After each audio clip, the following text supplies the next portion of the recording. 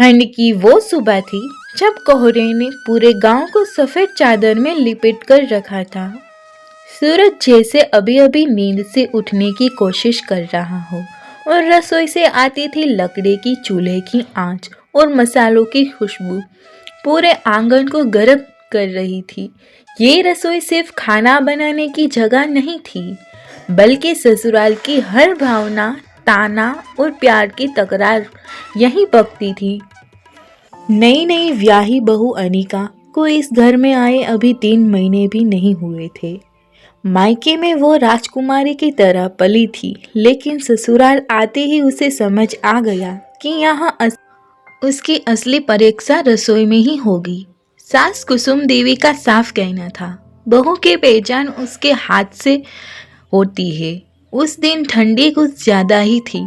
सास ने अनिका को आवाज दी, आज नाश्ते में कुछ चटपटा बनाना, ठंड में सबको मजा आए। अनिका के हाथ थोड़े कांपे। मायके में वो कभी कभी ही रसोई में जाती थी, लेकिन यहाँ रोज नई इम्तिहान होते थे। फिर भी उसने मन को मजबूत किया। उसने सोचा, अगर दिल से बनाऊंगी तो स्वाद खुद बोल उठेगा। उसने आटा गूंथा, आलू की सब्जी बनाई। पूरे घर में रसोई की खुशबू फैल गई। बाहर आंगन में ससुर अखबार पढ़ रहे थे। ननद आंवला के पास बैठी मूंगफली खा रही थी।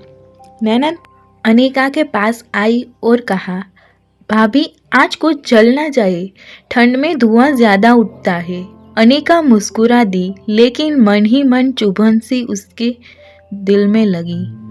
तभी सास रसोई में आई और बोली, इतनी लाल मिर्ची क्यों डाल दी है? घर में मर्द मसालेदार नहीं खाते। अनिका ने धीरे से कहा, अम्मा थोड़ी सी ही है, ठंड में गर्माहट देगी। सास बिना कुछ कहे बाहर चली गई, लेकिन राधा समझ गई कि परीक्षा अभी खत्म नहीं हुई। जब नाश्ता परोसा गया, सब आंवला के पास बैठ गए। सास ने पहला कोहरा लिया। पूरा घर सन्नाटे में था। राधा की धड़कनें तेज हो गई।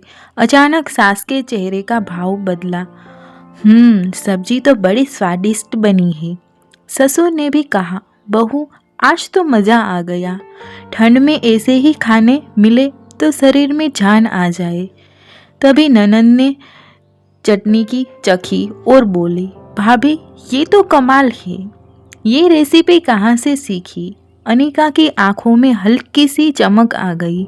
यह पहली बार था जब उसे ससुराल में खुलकर तारीफ मिली थी, लेकिन सास अभी पूरी तरह पिघली नहीं थी।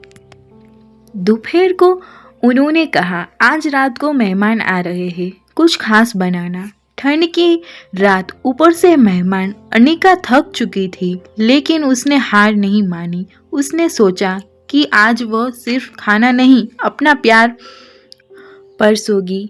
रात को उसने बाजरे की रोटी, ऊपर से देसी घी, लहसुन की हरी मिर्च का तड़का, साथ में गर्मा गर्म मूली के पराठे और चटपटी टमाटर का अचार बनाया। रसोई में मसालों की खुशबू ऐसे फैल रही थी जैसे सर्दी भी दरवाजे की बाहर ठिठक गई हो।